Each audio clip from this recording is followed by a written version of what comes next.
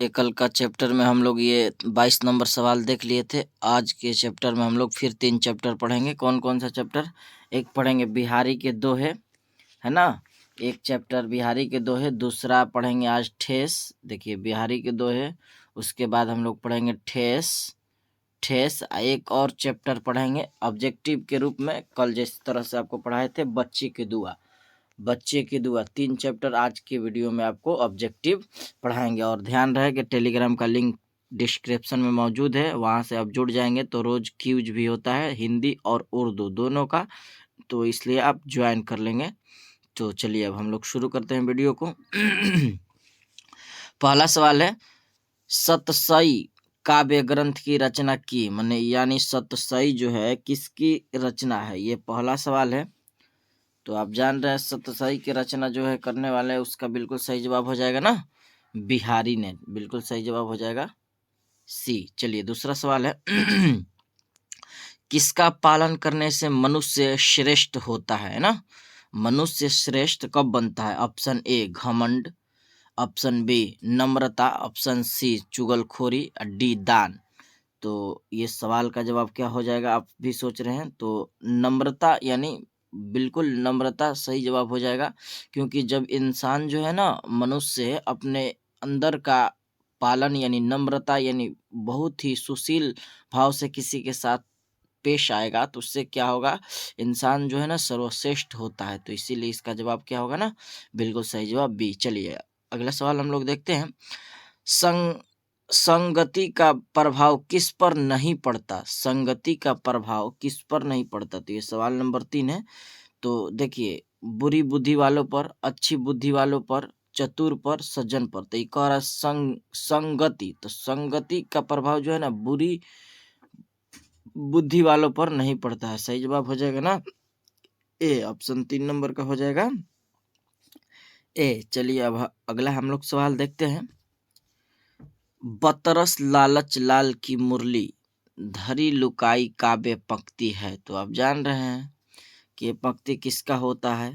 तो चल रहा है तो चलने दीजिए ना। तो बिहार के दोहे से, है ना। सही जवाब हो जाएगा ए। अगला सवाल है, मेरी भव बाधा हरो राधा नगरी सोए, यह पंक्ति किसका है? तो आप जान रहे हैं ये सब किसका है, बिहारी लाल का है ना। तो सही जवाब हो जाना चाहिए ना 5 नंबर का भी बी। तो चलिए सवाल नंबर 6 देखते हैं हम लोग। सवाल नंबर 6 है, बिहारी किस काल के कवि है ना।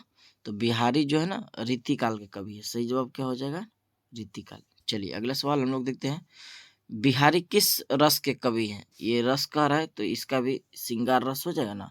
तो बिल्कुल सही जवाब हो जाएगा ना, श्रृंगार रस। चलिए अगला सवाल हम लोग देखते हैं।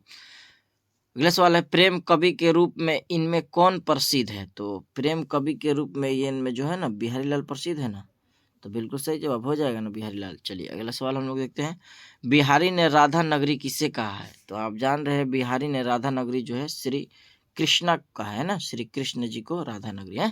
सही जवाब भी हो जाएगा। चलिए 9 नंबर का हो गया।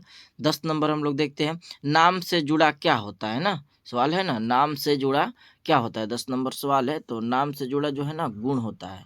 नाम से जुड़ा क्या होता है? गुण होता है। सही जवाब हो जाएगा ना ए। चलिए अगला सवाल होता है, बिहारी के अनुसार मनुष्य के किसके बिना बड़ा नहीं बन सकता है? माने बिहारी के अनुसार मनुष्य जो है ना बड़ा नहीं बन सकता है। जान रहे हैं, गुण के बिना मनुष्य बिहारी के मुताबिक बड़ा नहीं बन सकता है ना। चलिए अगला सवाल 12 नंबर, बिहारी के दोहे शीर्षक कविता में किस तरह का दोहे शामिल है ना। तो अभी आप देखें कि किस तरह का दोहे शामिल है, तो इसका सही जवाब हो जाएगा ना, इनमें तीनों भक्ति प्रेम और नीति परक, ये 12 नंबर का सवाल हो जाएगा ना। तो इनमें से तीनों के ना सही जवाब हो जाएगा ना। चलिए अगला सवाल हम लोग देखते हैं, मेरी भव बाधा हरव राधा नगरी सोए, जातन की झाई परे श्यामु हरित द्विती होई। इस दोहे में बिहारी किनके महिमा का गुण किया है? तो मतलब कह रहा है कि इस जो पंक्ति है इसमें किसका गुण गाया? तो option A Krishna, option B Radha, C Ram और डी सीता। तो आप जान रहे हैं इसका आंसर हो जाएगा ना राधा का गुण। तो सही जवाब हो जाएगा ना बी। चलिए अगला सवाल हम लोग देखते हैं। कबीर नर के मन की तुलना किससे करते हैं? जो कबीर है वो नर मन की तुलना किससे करते हैं? तो हो जाएगा ना नल के जल से। है आसान सा सवाल है, तो नल के जल से। चलिए अगला सवाल हम लोग देखते हैं। बिहारी के अनुसार ईश्वर कहाँ मिलते हैं? ना रामनमी ओढ़कर माला जपने से, हैं साधु बनकर घूमने से, निर्मल हृदय में, तो दूसरों की मदद करने। तो आप जान रहे हैं 15 नंबर का सवाल हो जाएगा ना, निर्मल के हृदय में, यानी हृदय में जो है ना बिहारी के अनुसार ईश्वर मिलते हैं ना। चलिए अगला सवाल है। साह कर भवनु हंस कवि किसके संबंध में कहता है? कवि जो है साह कर भानु किसके जो है ना संबंध में कहता है? तो आप जान रहे हैं 16 नंबर का सही जवाब हो जाएगा ना गोपिया के संग में कहना चाहिए ना, तो बिल्कुल सही जवाब हो जाएगा ना, ये सही जवाब सी। अगले सवाल हम लोग देखते हैं। संसार में गुणी को क्या मिलता है? तो संसार में गुणी को क्या मिलता है आप जान रहे हैं, इसका आंसर हो जाएगा ना, तो संसार में जो है ना तिरस्कार है ना, तिरस्कार सही जवाब हो जाएगा ना इसका, संसार में सी। चलिए अगला सवाल हम लोग देखते हैं। किसके दर्शन से मनुष्य का हृदय निर्मल हो जाता है? माने किसके दर्शन करने से मनुष्य के जो है ना हृदय क्या हो जाता है? निर्मल हो जाता है। तो श्री कृष्ण है, तो सही जवाब हो जाएगा ना श्री कृष्ण। चलिए अगला सवाल है। राचे का अर्थ होता है, राचे का अर्थ होता है, तो राचे का अर्थ आप सभी जान रहे हैं, राचे का अर्थ प्रसन्न होगा ना, सही जवाब हो जाएगा ना 19 नंबर का ए।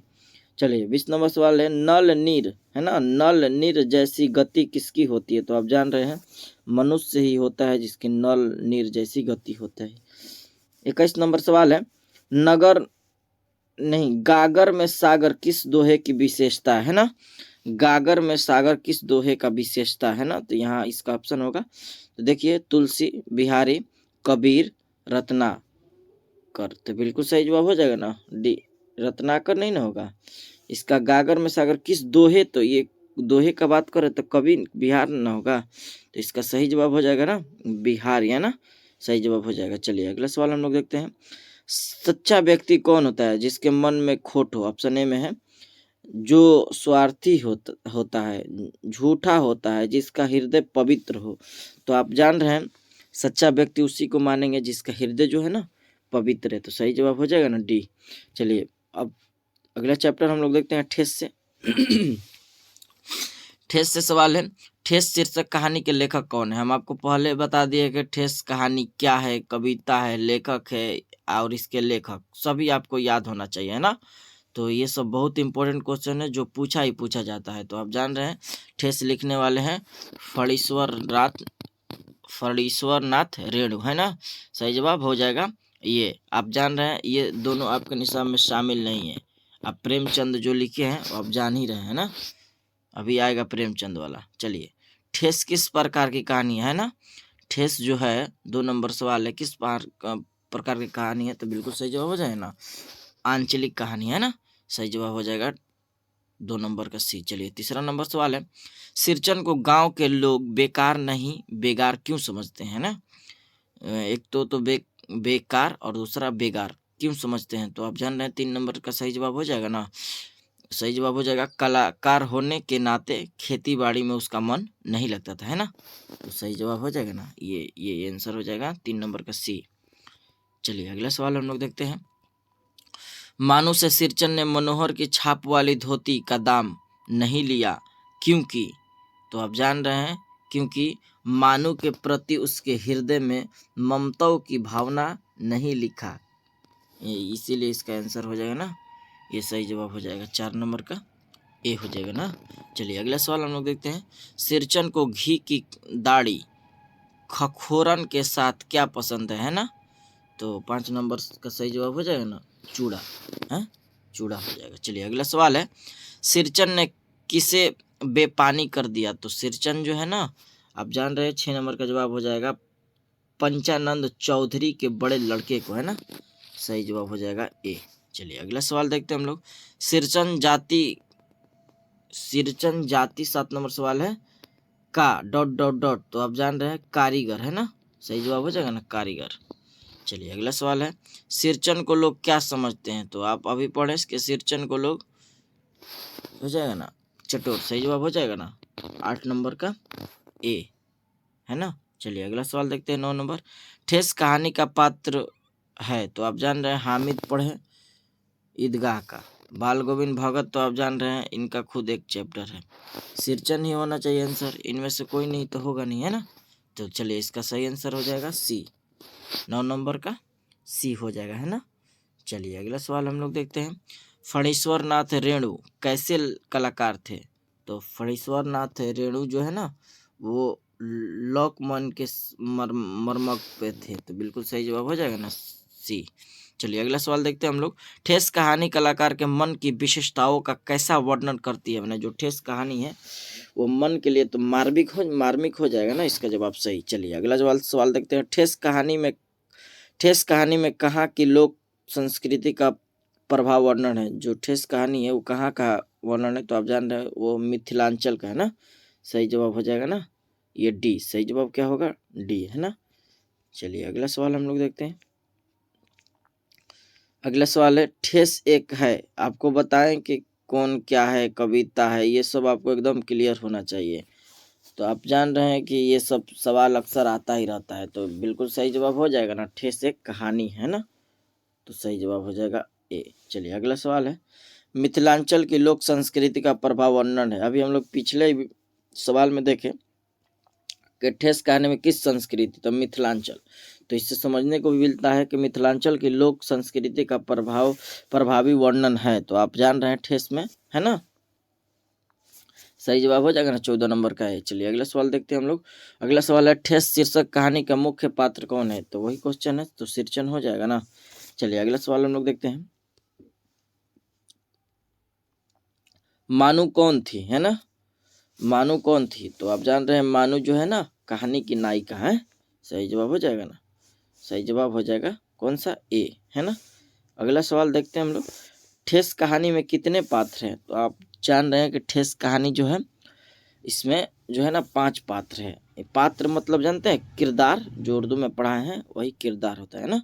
मोहर छाप वाली धोती दाम सिरचन को कौन देने लगी, है ना, जो मोहर धोती वाली छाप वाली थी उसको दाम कौन देने लगी, तो 18 नंबर का सही जवाब हो जाएगा ना सी, यानी मानू दीदी ने, है। चलिए अगला सवाल हम लोग देखते हैं।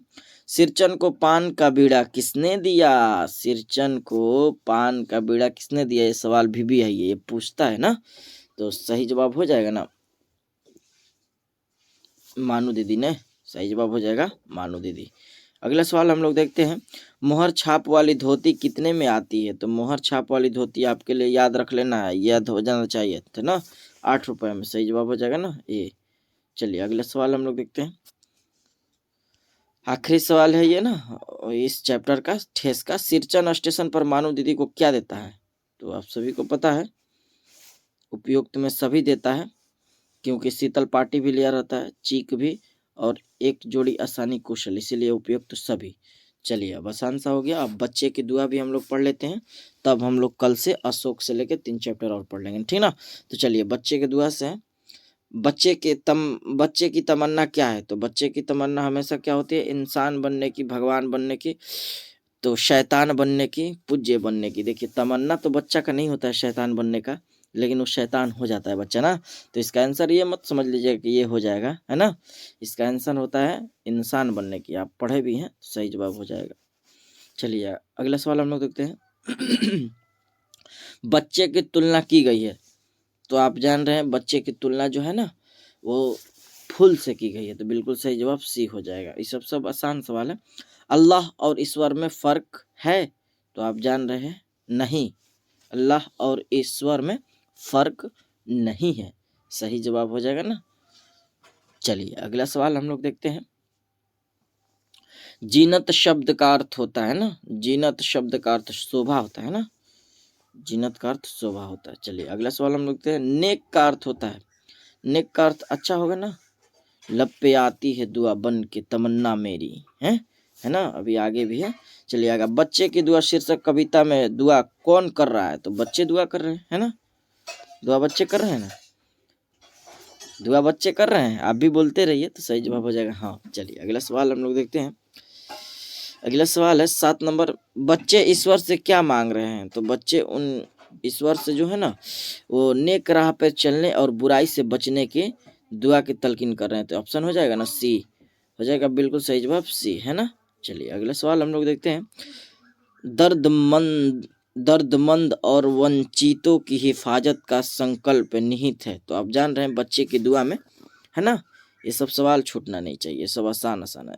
खुद को बुराई से बचा कर नेक राह पर चलने की दुआ किस कविता में मांगी गई है। तो आप जान रहे हैं बच्चे की दुआ में ना, तो ये बच्चे की दुआ है ना, यहाँ यहाँ आंसर बी हो जाएगा ना, सही जवाब हो जाएगा। चलिए अगला देखते हैं हम लोग। बच्चे की दुआ कविता के कवि किन चीजों की चाह रख रहा है ना। तो बच्चे के कवि जो है ना वो क्या चाह रख रहा है। तो आप सभी को पता है इसका आंसर हो जाएगा ना उपयुक्त में से सभी, इसलिए कि दुनिया के अंधेरों को मिटा सके, हमारे दम से वतन की सुंदरता बढ़े, है ना। दर्दमंदों और वंचितों को हिफाजत करके, इसीलिए उपयुक्त में सभी। इसका आंसर क्या होगा, डी, है ना। बच्चे के दुआ शीर्षक के कविता के लेखक कौन है। तो आपको अभी बताएं कि सही जवाब हो जाएगा ना मोहम्मद इकबाल, है ना। 11 नंबर सही का जवाब क्या हो जाएगा, मोहम्मद इकबाल, है ना। चलिए अगला सवाल हम लोग देखते हैं। बच्चे के दुआ शीर्षक के कविता क्या है ना।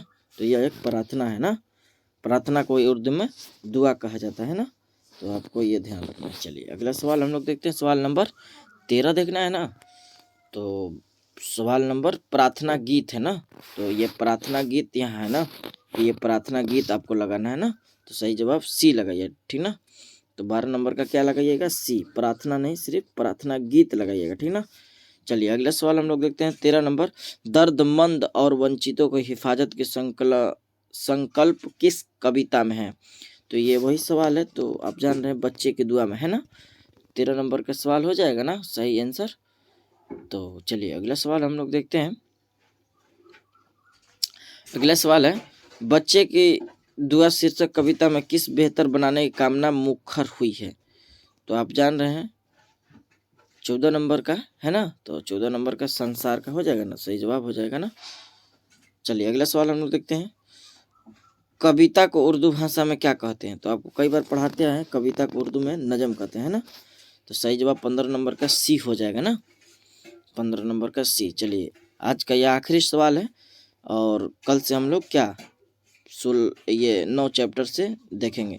मेरे अल्लाह बुराई से बचाना, मुझको नेक जो राह हो उस राह पे चलाना, मुझको दुआ, ये जो है ना मुझको चलाना, दुआ किस कविता के है।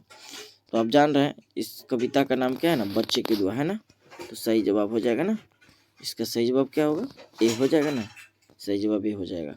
तो चलिए ये रही एक छोटी सी वीडियो 3 चैप्टर का, इसी तरह से आप देखते रहिए। इससे पहले भी चैप्टर है, आप नहीं देखे हो वीडियो तो देख लीजिए। इस तरह से देखते रहेंगे तो आपको मजबूत होते जाएगा, और क्यूज भी आपको देना ही देना है। तो आज के लिए इतना ही, फिर हम लोग मिलेंगे अगली वीडियो में।